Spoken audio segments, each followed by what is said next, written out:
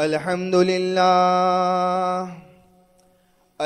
لله نحمده ونستعينه ونستغفره ونؤمن به ونتوكل عليه ونعوذ بالله من شرور أنفسنا ومن سيئات أعمالنا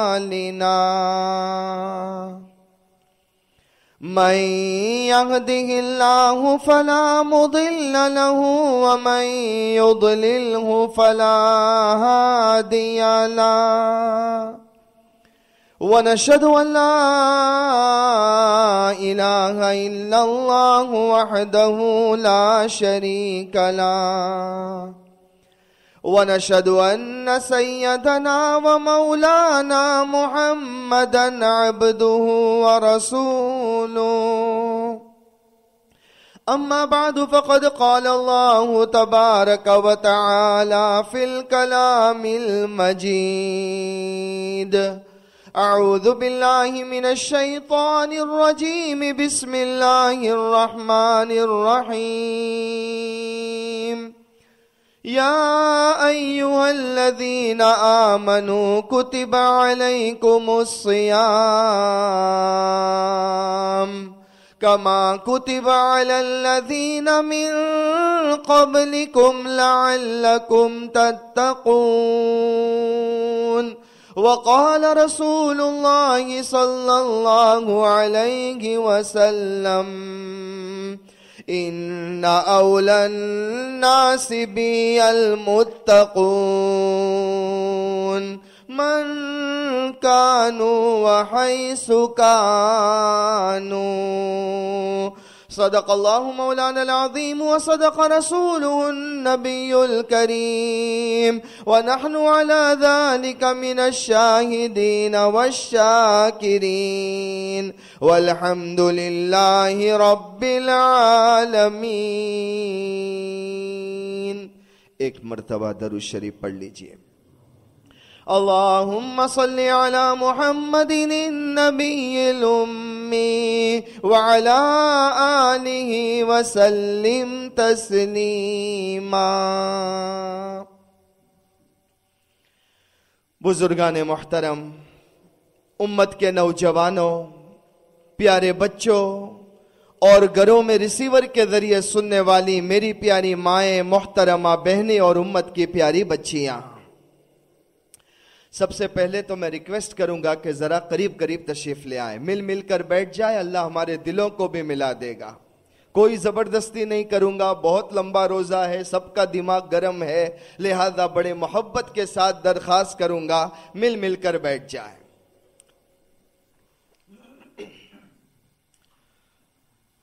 قرآن کریم کی آیت جو ہر رمضان کے شروع میں ہم بار بار پڑھتے ہیں، لیکن اس آیت کریمہ میں اللہ تبارک و تعالیٰ نے بہت سارے ایسی پیارے پیارے میسیجز رکھے ہیں. آئیے ان میں سے ایک بات جو اس آیت کریمہ سے ہمیں پیغام ملتا ہے وہ آپ کے سامنے بیان کروں. آیت کریمہ آپ کے سامنے میں نے تلاوت کی، یا ایہا الذین آمنو، اے ایمان والو، کتب علیکم الصیام، تم پر روزوں کو فرض کر دیا گیا ہے، کما کتب علی الذین من قبلکم، جیسا یہ روزے ان لوگوں پر بھی فرض کیے گئے تھے جو تم سے پہلے لوگ تھے. اور اخیر میں اللہ تبارک و تعالی مقصد اور پرپس بیان کرتے ہیں کہ فاسٹنگ کا پرپس کیا ہے، لعلکم تتقون، تاکہ تمہارے دلوں میں اللہ کا ڈر پیدا ہو جائے، تم متقی اور پرہیزگار بن جاؤ. یہ آیت کریمہ کا ٹرانسلیشن ہے. اس آیت کریمہ میں اللہ تبارک و تعالیٰ نے سب سے پہلے ہمیں خطاب کیا، یا ایہا الذین آمنو، اے ایمان والو. مشہور صحابی حضرت عبداللہ ابن مسعود رضی اللہ تعالیٰ عنہ بیان کرتے ہیں کہ جب کبھی بھی قرآن کریم پڑھتے پڑھتے میں اس جملے پر پہنچتا ہوں، یا ایھا الذین آمنو، تو فرماتے ہیں کہ میں فوراً اسٹریٹ بیٹھ جاتا ہوں، میرا دل بالکل مستحضر کر لیتا ہوں، اس لیے کہ یہ جو اللہ نے خطاب دیا ہے بہت بلند ہے، بہت بلند ہے، بہت بلند ہے۔ اللہ فرما رہے ہیں اے ایمان والو۔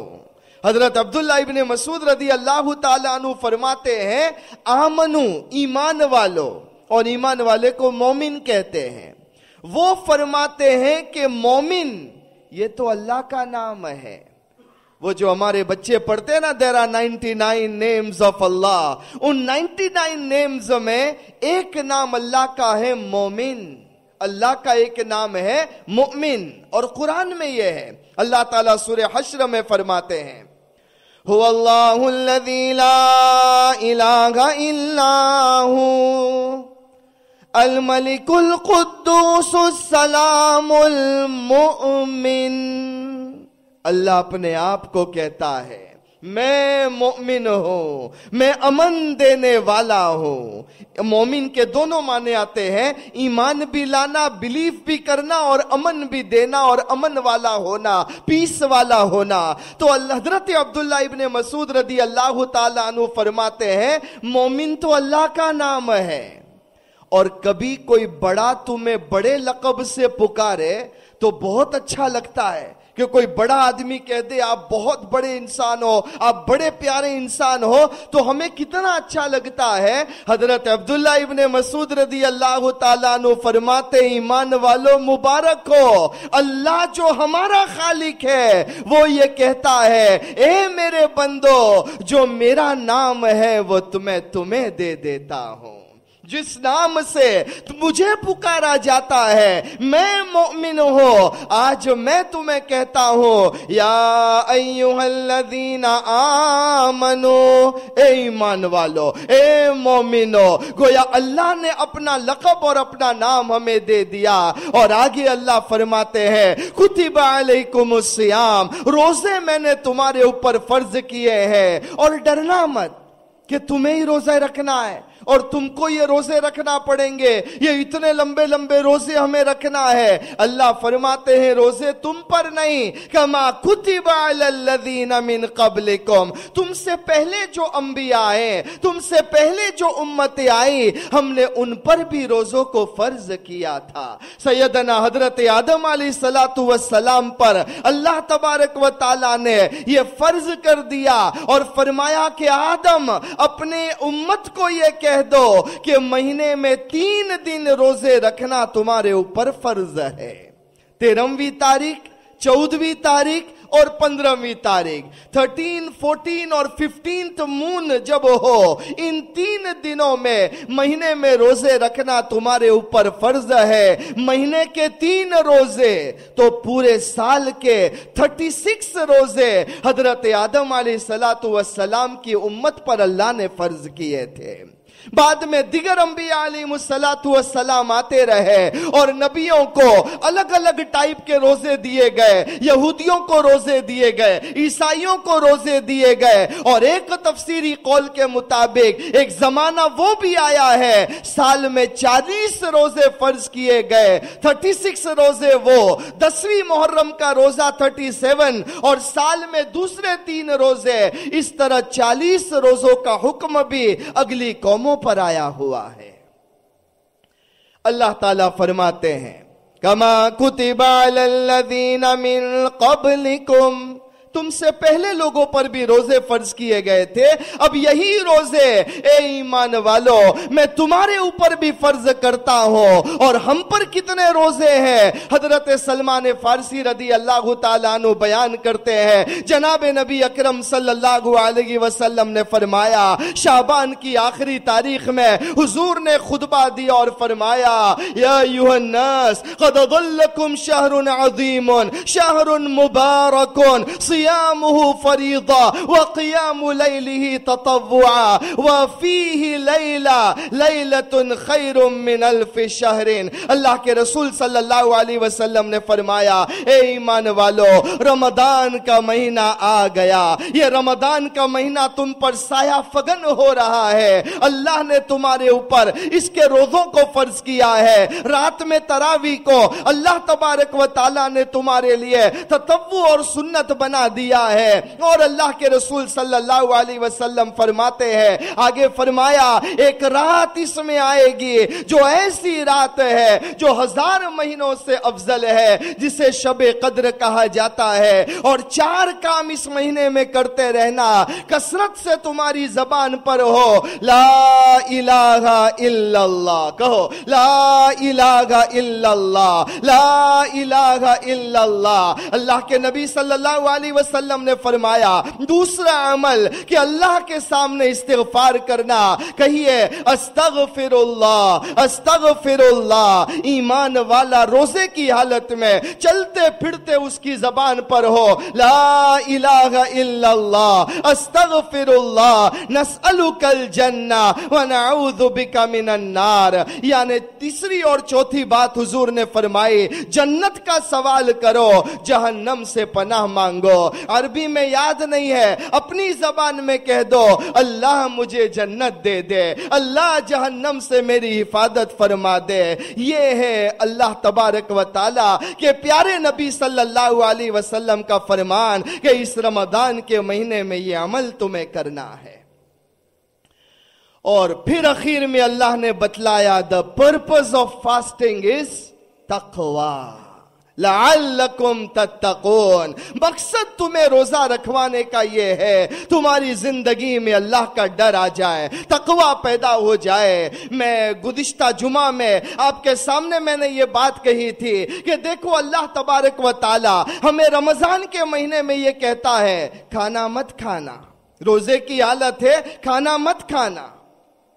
کھانا نہیں کھا رہا ہے, کیوں؟ میرے اللہ نے مجھے منع کیا ہے. پانی مت پینا, روزے کی حالت ہے, کوئی ڈرنکس نہیں, پانی نہیں, مت پینا.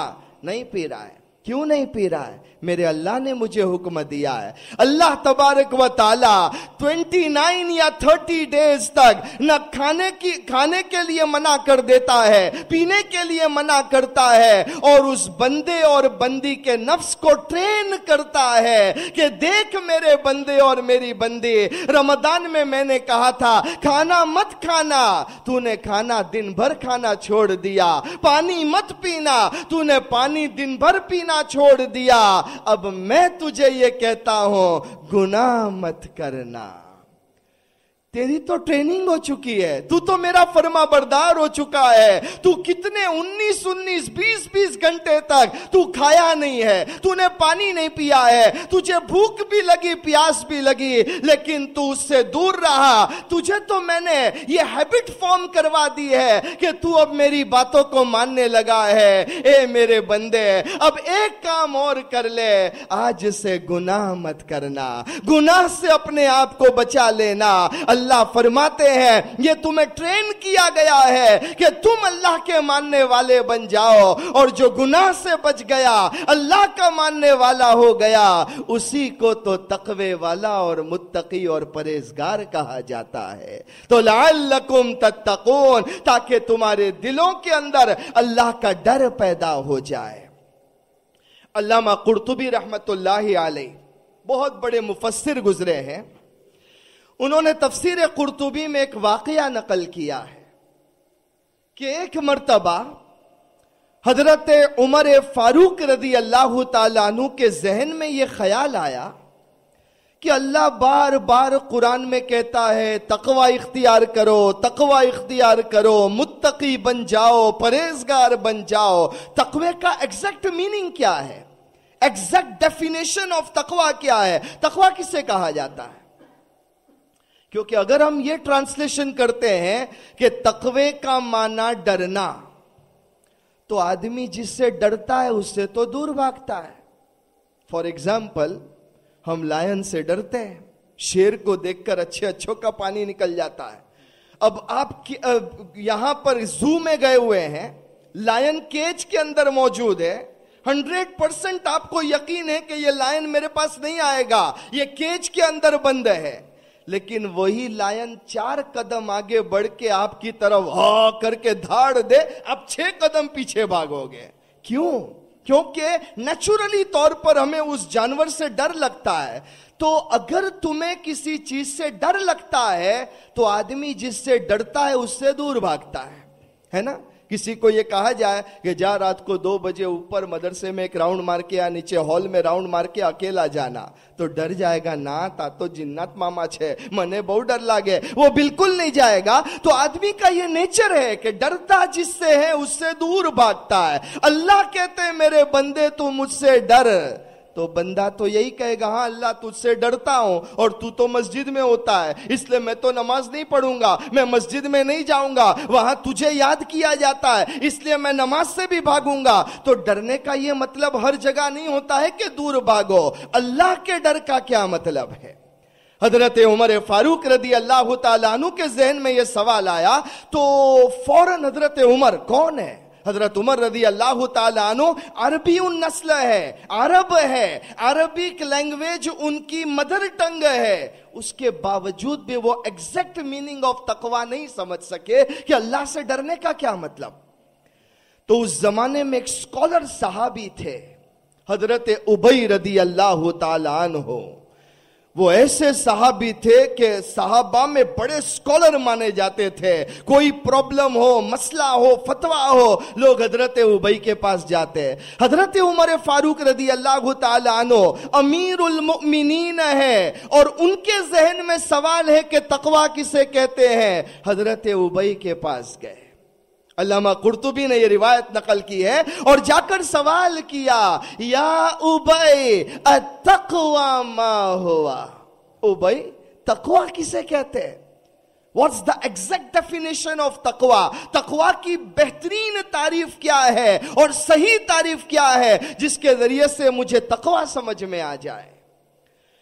हजरत उबई रदी अल्लाह तआला अन्हु ने चाहते तो ऑन द स्पॉट आंसर दे देते, लेकिन इंस्टेड ऑफ के वो ऑन द स्पॉट आंसर दे, हजरत उबई रदी अल्लाह तआला अन्हु ने हजरत उमर फारूक रदी अल्लाह तआला अन्हु को एक सवाल पूछा, एक क्वेश्चन किया, और सवाल ये पूछा, या अमीर अल मुमिनीन अमा सलकता तरीकन जा शौकिन, अमीर अल मुमिनीन क्या जिंदगी में कभी ऐसा आपके ऊपर वक्त आया है कि आप ऐसे रास्ते पर चल रहे हो जहां चारों साइड पर बड़े बड़े थॉर्न्स हो, कांटे हो, ऐसे बुशेस हो जिसमें बड़े बड़े थॉर्न्स हो, ऐसे रास्ते पर कभी आप चले हो? ये सवाल किया कि अमीरुल मोमिनीन ये बताओ कि कभी लाइफ में आप ऐसे रास्ते पर चले हो जो बुशेस वाला रास्ता हो, चारों तरफ बड़े बड़े थॉर्न्स हो, कांटे हो, वहां आप चले हो? हजरत उमर फारूक रदी अल्लाह तआला अन्हु ने फरमाया, बला सलकतु फीहा मिरारन व तिकरारा, कि उबई मैनी टाइम्स, बहुत सी मर्तबा ऐसा हुआ है, हम लड़ाई के लिए जाते हैं, मैदान जंग में जाते हैं, हमारे काफिले सफर में जाते हैं, ऐसा तो बहुत सी मर्तबा हुआ है, इधर भी बुशेस है, उधर भी बुशेस है, बीच में छोटा सा रास्ता है, हम निकलते हैं, चलते हैं, ऐसा तो बहुत सी मर्तबा में गया। हजरत उबई रदी अल्लाह तआला अन्हु ने नेक्स्ट क्वेश्चन किया, या अमीरुल मोमिनीन कैफा सलकता फीहा, क्या अमीरुल मोमिनीन जब एक ऐसा रास्ता जहां थॉर्नी बुशेस है और चारों तरफ बड़े बड़े कांटे हैं, आप चलते कैसे थे? आपके चलने का तरीका क्या था? ऐसे रास्ते पर जब चलना हो तो आप किस तरह चलते थे? चलने का अंदाज कैसे होता था? जाहिरी बात है कि चारों तरफ कांटे हो तो कोई कैटवॉक तो नहीं करेगा ना, कोई कैटवॉक करके तो नहीं चलेगा, ऐसे रास्ते पर आप कैसे चलोगे? अरे चलने का तरीका ये होता है। हजरत उमर फारूक रदी अल्लाह तआला अन्हु ने फरमाया, हाँ ऐसे रास्ते पर मैं बहुत सी मर्तबा गया हूं, और जब मैं ऐसे रास्ते पर गया, शम्मरतु सुम्मा इज्तहदतु, मेरे चलने का तरीका ये होता कि सबसे पहले तो मैं अपने कपड़ों को लपेटता, ہے نا, انسان اگر چاروں طرف کانٹے ہیں تو وہ کپڑوں کو فولڈ کرے گا. میں اپنے کپڑوں کو لپیٹ دیتا کہ کہیں کوئی تھون میرے کپڑے میں پرک نہ ہو جائے, کہیں کوئی کانٹا چوب نہ جائے. میں اپنے کپڑوں کو لپیٹ لیتا اور اس کے بعد میں اپنی باڈی کو جتنا ہو سکتا ہے سکویز کرتا ہوں, اپنے آپ کو دباتا ہوں کہ کہیں میری سکن پر کوئی کانٹا نہ لگ جائے, مجھے تکلیف نہ پہنچ جائے. تو اپنے آپ کو بالکل دبتے ہوئے, دباتے ہوئے, اپنے آپ کو سکویز کرتے ہوئے اور بالکل بچ بچ کر, ادھر بھی کانٹا ادھر بھی کانٹا, کہیں کہیں مجھے پرک نہ ہو جائے. اس طرح چلتے چلتے چلتے میں راستے کو پار کر لیتا ہوں. جب حضرت عمر رضی اللہ تعالیٰ عنہ نے یہ فرمایا تو حضرت ابی نے فرمایا, یا امیر المؤمنین ھذا ھو التقوی. امیر المؤمنین, اسی کا نام تقوی ہے. یہ دنیا جو ہے, جس راستے پر تم زندگی گزار رہے ہو, چاروں طرف بڑے بڑے کانٹے موجود ہیں. جھوٹ بولنے کا کانٹا, غیبت کرنے کا کانٹا, گالی گلوچ کا کانٹا, سود کھانے کا کانٹا, یہ سب تھونز ہے دنیا کے اندر جو ہمیں چاروں طرف سے گھیرے ہوئے ہیں. اگر تم چاہتے ہو ان تمام تھون سے بچ جاؤ, ان گناہوں سے بچ جاؤ, بیچ والا راستہ اختیار کر لو جسے صراط مستقیم کہا جاتا ہے, اور اپنے آپ کو ان گناہوں سے بچا لو, ہر غلط کام سے بچو اور بچتے بچتے بچتے نکل جاؤ. یہ صراط مستقیم ہے, یہ ٹریک سیدھا جنت میں جاتا ہے. ھذا ھو التقوی. تقوی اسی کا نام ہے. اللہ کی نافرمانی سے بچ جانا, اللہ کو ناراض کرنے سے بچ جانا. اپنا نفس چاہتا ہے غلط کرنا لیکن اپنے آپ کو روک لینا, اسی کا نام تقوی ہے. اور اسی کو کہا جاتا ہے تیقظ قلبی. ہمارے صوفیہ کہتے ہیں دل کا بیدار ہونا.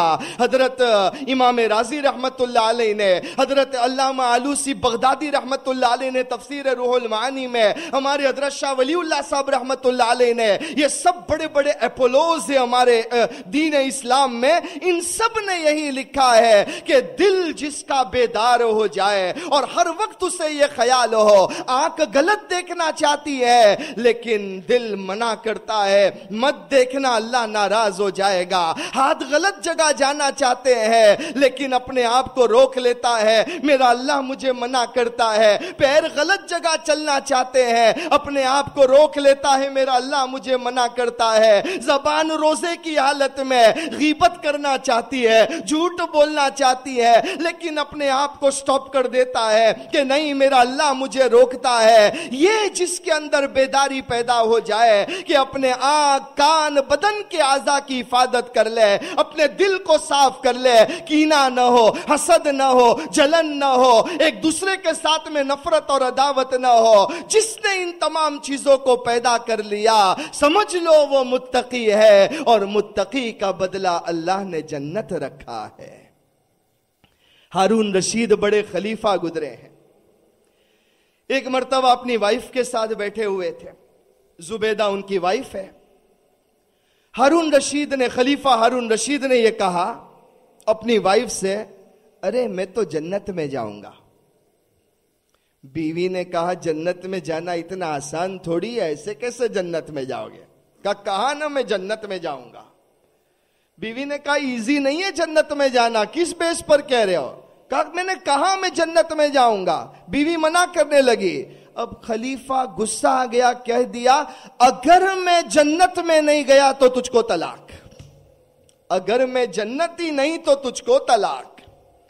اب تو بہت بڑا کمپلیکیشن کھڑا ہو گیا کہ اب کیا کرے, بیوی کو طلاق ہوئی یا نہیں ہوئی, اور بیوی کی طلاق ڈیپینڈ ہے ہسبینڈ پر کہ وہ جنتی ہے یا نہیں ہے. اب یہ کون پتہ لگائے گا کہ یہ جنتی ہے یا جہنمی ہے؟ جنتی ہے تو بیوی ہے, جہنمی ہے تو بیوی کو طلاق ہو گئی. بڑا کمپلیکیشن پیدا ہو گیا. اب بیوی بھی پریشان ہو گئی کہ یہ تم نے کیا کہہ دیا.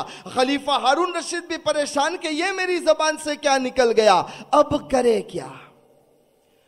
اس وقت بڑے امام تھے حضرت امام ابو یوسف رحمت اللہ علیہ, جو امام ابو حنیفہ رحمت اللہ علیہ کے شاگرد ہیں.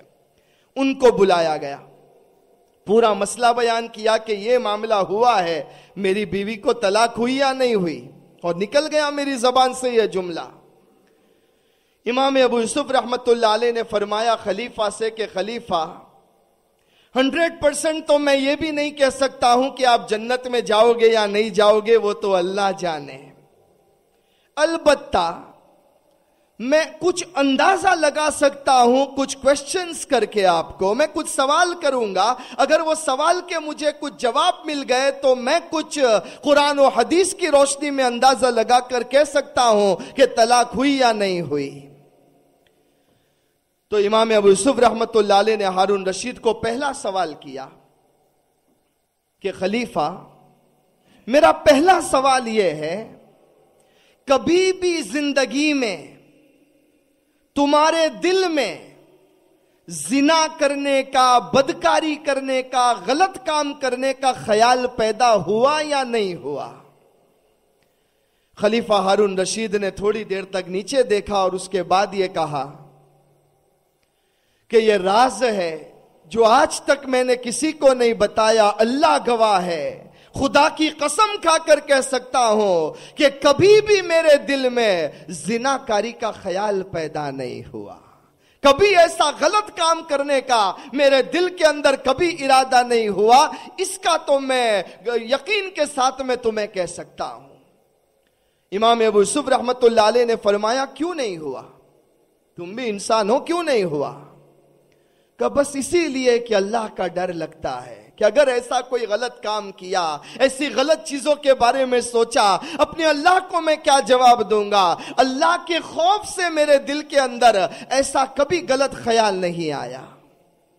امام ابو یوسف رحمت اللہ علیہ نے دوسرا سوال کیا، کیا کبھی تم نے شراب پی ہے، جوا کھیلا ہے؟ خلیفہ ہارون رشید نے کہا اللہ کا شکر ہے کبھی بھی میں نے شراب پینا تو دور کی بات ہے، شراب کو ہاتھ تک نہیں لگایا، اور جوا کبھی بھی میں نے نہیں کھیلا، اس سے میں ہمیشہ بچتا رہا. اور امام ابو یوسف رحمت اللہ علیہ نے اگین سوال کیا ایسا تم نے کیوں کیا؟ کیوں نہیں کھیلا جوا؟ کیوں شراب نہیں پی؟ کہا اللہ کے ڈر سے کہ اللہ کو میں کیا جواب دوں گا؟ اگر میں وہ چیز جو میرے رب نے میرے اوپر حرام کی ہے اگر میں اسے ہاتھ لگاؤں گا میں اپنے پروردگار کو کیا جواب دوں گا؟ تو اللہ کے ڈر سے میں نے ایسا نہیں کیا. حضرت امام ابو یوسف رحمت اللہ علیہ نے جب یہ جواب سنا تو فرمایا حقیقت تو اللہ جانتا ہے، البتہ میں یہ کہہ سکتا ہوں تمہاری بیوی کو طلاق نہیں ہوئی ہے اور تم انشاءاللہ جنت میں جاؤ گے. سارے لوگ حیران ہو گئے کہ حضرت آپ نے کس بنیاد پر کہہ دیا کہ یہ خلیفہ ہارون رشید جنت میں جائے گا؟ کہ بعد کی تو حالت مجھے نہیں معلوم ہے، لیکن آج میں کہہ سکتا ہوں کیونکہ میرے رب نے قرآن میں فرمایا ہے اور میرے رب کا وعدہ ہے. اللہ قرآن میں کہتے ہیں وَأَمَّا مَنْ خَافَ مَقَامَ رَبِّهِ وَنَهَى النَّفْسَ عَنِ الْهَوَىٰ فَإِنَّ الْجَنَّةَ هِيَ الْمَأْوَىٰ. اللہ فرماتے ہیں کہ جو اللہ کے سامنے کھڑے ہونے کے ڈر سے اپنے آپ کو گناہ سے روک لے، اپنے نفس کو خواہشات سے روک لے، اللہ فرماتے ہیں فَإِنَّ الْجَنَّةَ هِيَ الْمَأْوَىٰ، میں پرومس کرتا ہوں تیرا ٹھکانہ جنت ہوگا. تو جب رب نے کہہ دیا کہ اللہ سے ڈر کر گناہ سے بچنے والا جنت میں جانے والا ہے، اس لیے میں یہی کہتا ہوں طلاق نہیں ہوئی ہے. اور انشاءاللہ تعالی خلیفہ ہارون رشید کے لیے ہم کہہ سکتے ہیں کہ وہ اللہ تبارک و تعالی کے اس فرمان کا مستحق ہے کہ اللہ نے ایسے لوگوں کے لیے جنت کا وعدہ کیا ہے. میرے کہنے کا مقصد یہ ہے دل میں جب اللہ کا ڈر ہوتا ہے آدمی اپنے آپ کو روک لیتا ہے غلط کاموں سے، اللہ تبارک و تعالی اس کے لیے جنت کے فیصلے فرماتا ہے. اللہ تبارک و تعالی نے یہی بات سورہ رحمان میں بھی فرمائے وَلِمَنْ خَافَ مَقَامَ رَبِّهِ جَنَّتَانِ فَبِأَيِّ آلَاءِ رَبِّكُمَا تُكَذِّبَانِ. اللہ فرماتے ہیں کہ جو اللہ کے سامنے حاضر ہونے کے ڈر سے اور ڈرتا ہے اور اپنے آپ کو غلط کاموں سے روک لیتا ہے، اللہ اس کے لیے دو جنتوں کا فیصلہ کریں گے۔ تو معلوم یہ ہوا کہ یہ روزہ رکھوانے کا مقصد یہ ہے لعلکم تتقون، کہ تمہارے دلوں میں اللہ تبارک و تعالیٰ کا ڈر پیدا ہو جائے، تم متقی بن جاؤ، پرہیزگار بن جاؤ اور گناہوں سے اپنے آپ کو بچانے والے بن جاؤ۔ یہی مقصد ہے۔ اسی لیے ہمارے بزرگوں نے کہا کہ یاد رکھنا، اگر تم جسم کے اعتبار سے، چمڑی کے اعتبار سے چاہے کتنے ہی کالے ہو، لیکن دل میں تقوی ہوگا، اللہ چہروں پر وہ نورانیت دے گا کہ فرشتے بھی تمہیں آ کر بوسہ کیا کریں گے۔